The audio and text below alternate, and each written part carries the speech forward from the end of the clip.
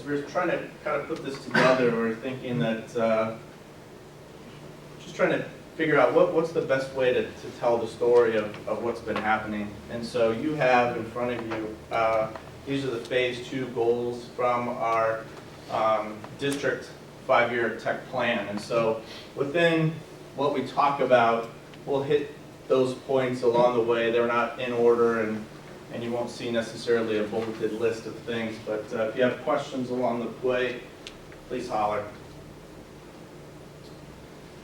So, and part of writing our story, there's some pieces that we wanted to focus on. First one has to do with supporting teachers. And so we found that we've had 3 different ways that we supported teachers through our building instructional, our building technology integration leaders. We've also had support for all of our teachers, which we'll talk about here in just a little bit.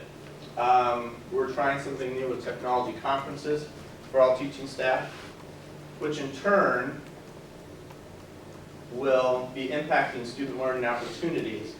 That's through primarily the 2 major devices that we've used, the iPads, the Chromebooks, as well as our network and infrastructure. Along with that, it's always nice to look at different data and measurements along the way. So we've gotten feedback from all teachers at the elementary side of things this fall as it relates to our grade level meetings. We're also combining or gathering information around our technology conferences with notes and reflections, which we'll talk about here in a little bit. And then there's 3 areas that we're going to be trying to focus on or continue to gather information around that come back and impact our student learning opportunities through artifacts, which comes with implementation and usage data, our clarity data, which a lot of you have seen already, but we'll highlight a few of those. And then another one, which is our IPIT, which is going to go through observational data, which will start here in the spring. What we're hoping is that we get a more accurate picture through observations, usage, implementation pieces, and as well as survey data to kind of triangulate and see where we're going, where we've been, where we're going, but it always goes back to those student learning opportunities. So, last year, this is a team. There's different teams and departments across the district that are just high flyers when it comes to technology. This is a 2nd grade team from Hanson. They have their own Twitter account, and they tweet out different things. They work together to inform parents of the different activities that are going on within their class. I think this is a great example, and we've got pockets of this that are happening all over. Last year when we were working through with our middle teams and through the structures that we had, the majority of our work, not all of it, but the majority of our work really had kind of an optional component with it. It was happening before and after school. We're hitting a lot of teachers. We had over 130 teachers last year take a credit course through the district. But when it came down to it, it was optional. And so one of the things that we're trying to do this year, and what I think that we're achieving and building upon, is how do we hit all teachers so that we're impacting all classrooms and then all students. And hopefully we'll be able to kind of articulate that here as we keep moving on. We changed the roles just a little bit with our elementary middle team, and we'll talk about that in a little bit too, combining it with our ELA committee. And our secondary folks are staying on the same track, but we're supporting Schoology and our one-to-one learning environment through our PD days. Let's see. We've got secondary emphasis as well as elementary emphasis. We've got ongoing expectations for all teachers at the elementary that we're hitting between grade level meetings, which again we'll talk about here in a little bit. And then also expectations regarding Schoology and use of that in with their classrooms. We've communicated with principals, leadership teams, And within the admin council, one of the things that we're starting this year is, or looking to emphasize a little bit differently this year, it's always been happening, but when it comes to teacher evaluation, that there's a technology component associated with that. The district technology committee has talked quite a bit about the ways of kind of measuring the accountability components, and instead of doing it with, even though many buildings and many teachers have it within their personal professional development plan, it seemed as administratively that it would be best tackled formally within the evaluation of teachers. We're also looking for additional sources of funding, like what Dr. Patia talked about through the grant, potentially adding coaches along the way that would have an instructional technology hat, one of many possibly that they might wear. And then we've also, through the technology conferences that Shane's going to talk about in a little bit, funding that through some of the Iowa Core dollars. So we're looking to try to diversify some of our funding that we're looking at using. I'm going to have Lisa and Scott take this next piece. They're two great examples of our BIDL, one at the elementary and one at our secondary, and have them just kind of talk through some of the ways that they've been able to support within their buildings, some of the sessions that they provided before and after school, and other ways that you use it. First. At the high school level, big thing that we did last year was going along with the credit class that we offered. We set up pretty much every night and most mornings training sessions. Teachers would sign up. We had a variety of topics ranging from how to use Google Drive, converting things to Google Docs and Microsoft formats, as well as doing a lot of training on Schoology. We've continued that into this year and really kind of guided the sessions into very specific things with Schoology, especially areas like discussions that have been more popular with teachers looking to kind of go beyond just porting over things like worksheets and tests onto those and trying to integrate with the PLC process. I know that's something we've been working specifically in science. And then kind of moving forward, what we're also doing is making sure that on upcoming PD days, we're going to have some breakout sessions in the morning that students or teachers can go to, a couple different ones, see some things, see some examples, hands-on stuff that we have other teachers do, and just kind of showing what's working, what we're doing while at high school, in hopes that the teachers can become more informed and continue to see, get a better idea of what these programs can do, since we're all kind of still learning those at the same time. What kind of attendance are you getting in the senior high?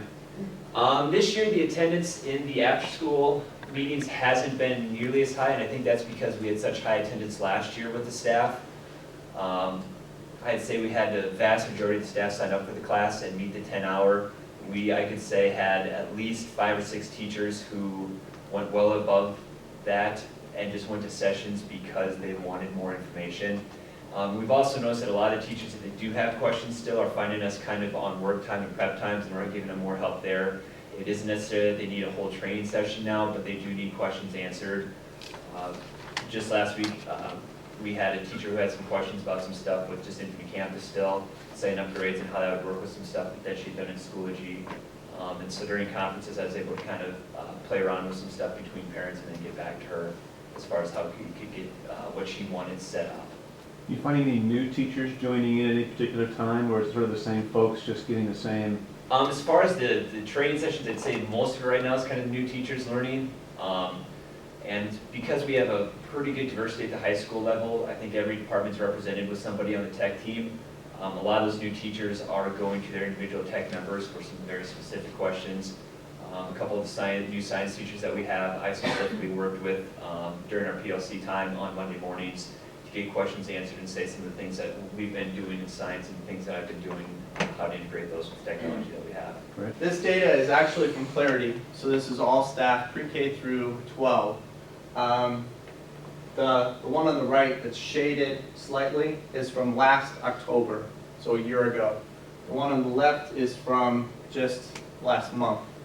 And so this question asks about how much time are you spending per year participating in school-sponsored PD?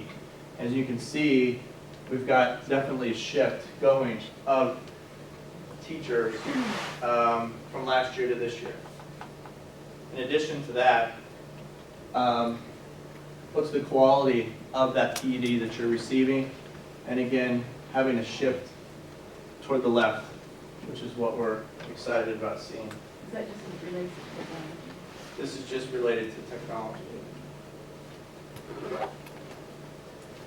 Christine's going to come up here in just a second. This is one of those grade level meetings. We haven't really talked about them much, but every week we get together and she's going to talk about that. From our Wednesdays, though, that also drives some of those topics that happen at the elementary and the after-school pieces too. That's one of the things I was thinking as Lisa was talking through. This was a picture from a second grade class, grade level meeting that we had. And we were just sharing kind of the vision for where we were going with some of the work with the iPads, with fluency practice and so on. So in the past, we've had grade level meetings where it was maybe kindergarten through sixth grade all on one day. So we had to really rely on committee members, whether it was math, whether it was English language arts or whatever, to be the experts to facilitate those. So what we've done this year is we have kind of restructured. So Brian and I are present at every single one. We're staggering those. So basically, almost every Wednesday afternoon, we're working with one grade level or another, which has been awesome because we have that hands-on approach. We're getting to build some relationships, see where the needs really are. Trying to think what else we want to share here, but it's just been extremely positive because we can have some expectations for implementation. We can turn around, we can answer questions, we can know who needs that. We're in touch with, the teacher librarians. They're very helpful with that. But we've really focused at fluency for K2, and we've focused with the writing process in 3-6 using the Chromebooks and Google. I have a feedback piece for all teachers at the end of this. So a couple of highlighted pieces that we wanted to pull from that survey data that we got from all pre-K through 6 teachers after our first round of grade level meetings, that the vast majority, all of these are staggered with agree, strongly agree, disagree, strongly disagree. So the first one that they felt like the groupings that we had is we had them mixed up across buildings, that they felt like that was beneficial. The next one was that they felt that there was a balance between group time as well as presentation. Again, overwhelmingly positive. Again, positive for that the skills that were, the knowledge and skills presented were relevant to their instructional situation. And also the content was appropriate for their current level of understanding. So we felt like that was pretty good feedback. Coming back from, again, that clarity piece, this was another piece that we felt was also tied in with this from last year to this year, that technology conversations are happening. This is district-wide pre-K-12 within grade level and district meeting, or department meetings, excuse me. Technology conferences. Yeah.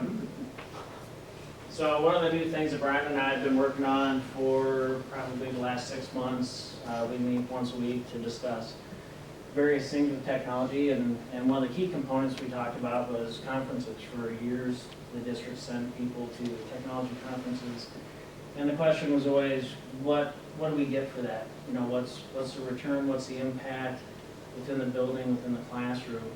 And we really didn't know. So that kind of led us down a path of discussing, how can we organize that and create a structure so that we get some data, some feedback, and make sure that that's shared for all staff.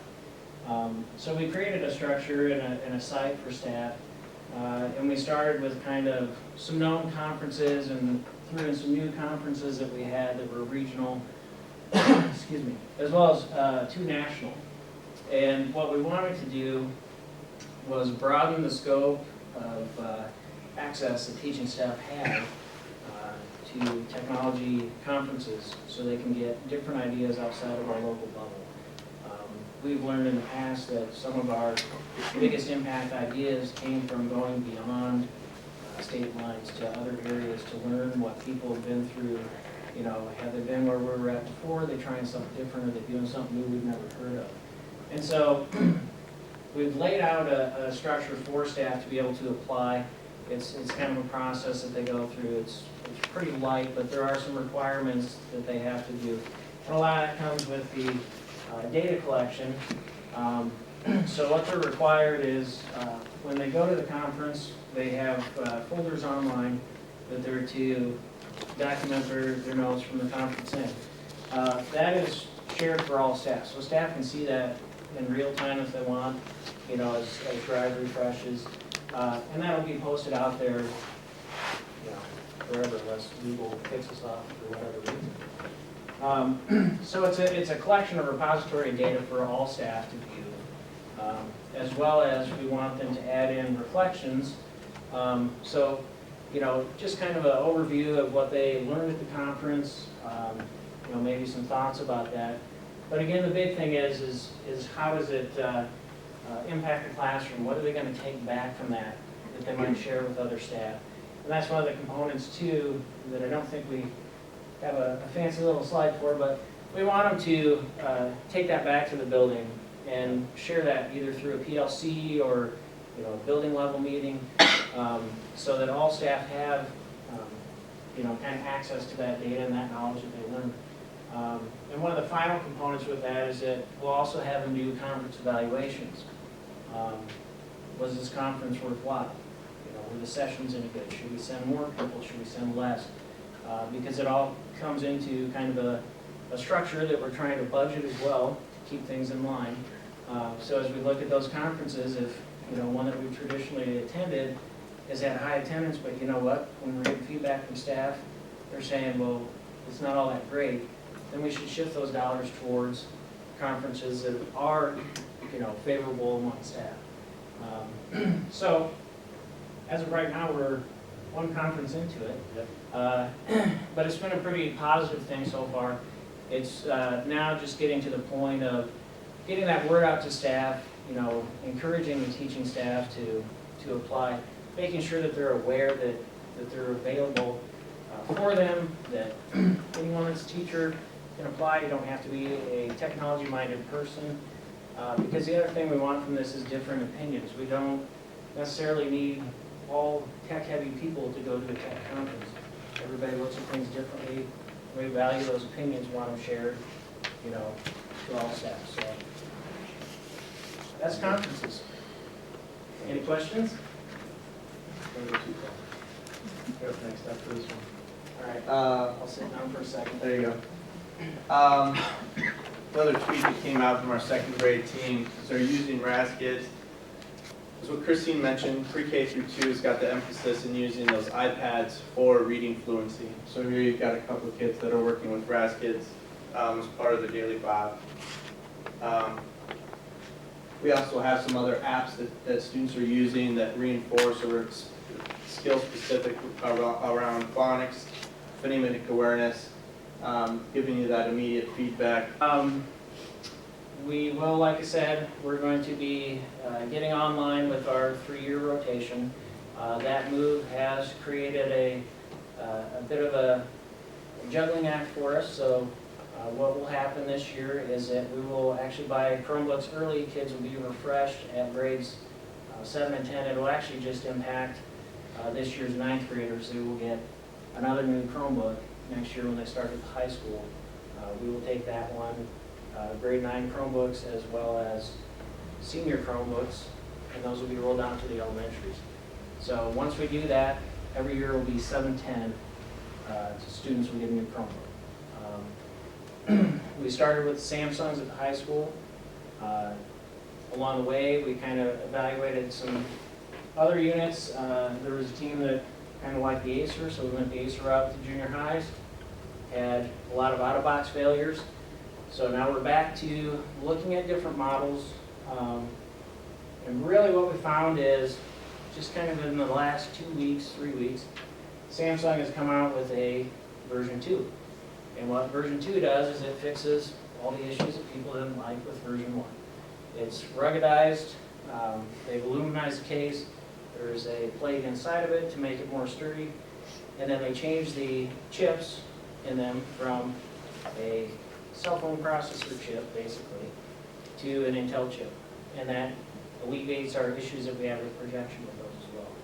So, pretty big plus. They're actually coming in at the same price point, so shouldn't impact our budget when we buy those. It should be business as usual on that end of things. Couple So- questions for you, Shane.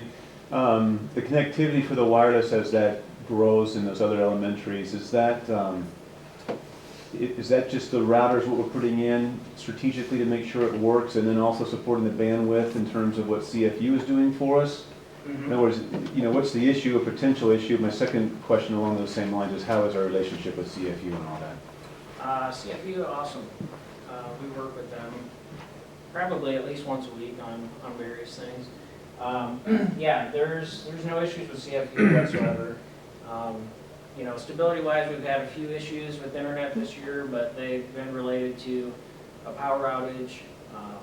They've been related to a new piece of equipment installed that wasn't supposed to impact the internet, and then lo and behold, it did. So some of those things unavoidable. The internet itself through CFU, I don't believe we've had any major outages with them at all. They are ready to work with us to increase the bandwidth when we need to.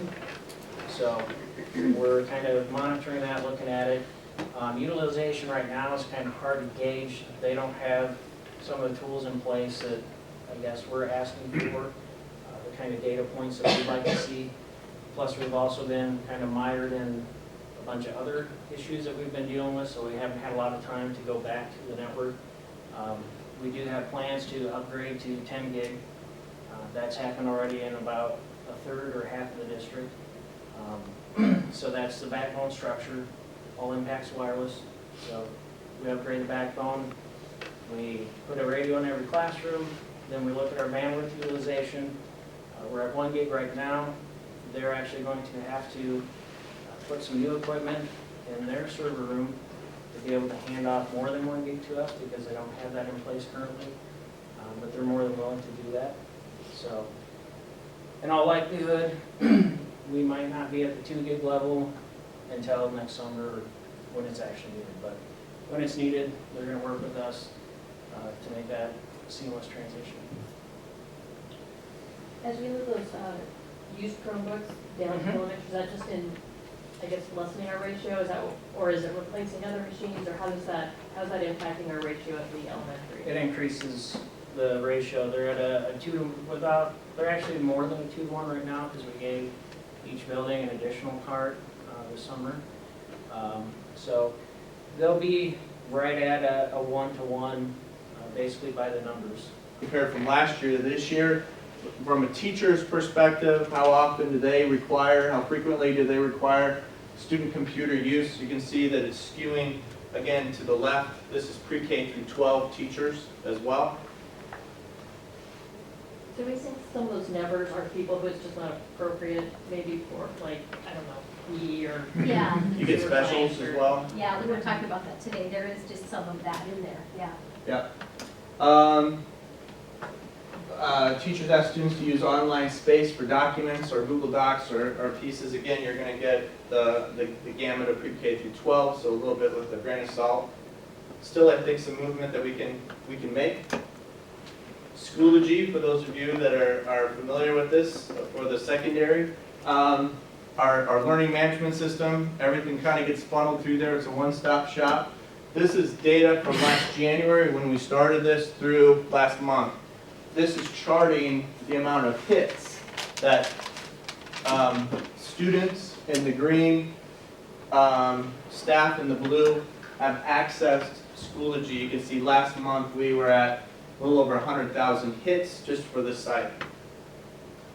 Another data piece, this is all around submissions. So assignment submissions from last January through last month. It's trending north. Comments posted either through discussion boards, assignments, different pieces that way. Students green, staff blue. Just interesting data. is that communication between staff and students, I think, is evident within this. Should the parent line be flat line on each one of those? So it was right about here, I think, that parents started getting their access codes, so. Yeah. Oh, I think all three were flat line, I think. Some Google data that I thought was interesting. This is just document creation, or file creation, I should say. The big piece here, Google Docs, presentations, spreadsheets, images, depending on the projects. I'm going to scoot through these a little bit quickly, though. Junior high, you can see starting in August our one-to-one and that impact on file creation. Also, images went up quite a bit too. And high school, which you can tell last January, something happened. I don't know. Just kidding. Oops. Let me go back there a second. No. So as we look at, we've got different data points that hit students as far as the usage, the types of activities. As we see usage going, now we start to ask some of those questions too. So how is it being used? Just because it is being used, what are the different ways? We're excited this spring with the IPIT, we're going to be able to do those observations and see exactly how the technology is being utilized. Clarity. We have data around use of 4 C's: communication, collaboration, critical thinking, and creativity. We still got some room to grow. A couple data points here. Again, last year to this year, teachers asking students to write online. I think that we've got a lot of room to grow in this area. This ties in with some of the goals and the emphasis that we've got this year within that PD for all teachers. Another piece here is having students collaborate online with classmates. Schoology, I think, plays a part in that, but what we're asking students to do in the 3rd through 6th grade as far as with their writing in Google Docs and blogging in the future is going to be a piece of that. Last one, digital citizenship. We created a new subcommittee within DTC. Jenny, you could talk a lot about that too, as far as being a member within that. We've done a lot as far as district or digital citizenship as a district, but we need to do a better job of making that a systemic solution, having things work together. Right now there's a lot of pockets and independence that are going on. Teacher librarians are doing an awesome job. Counselors are doing an awesome job doing some things. But we need to make that more of everybody's responsibility as we move forward. And then also those parent connections are another area that we can grow on as well.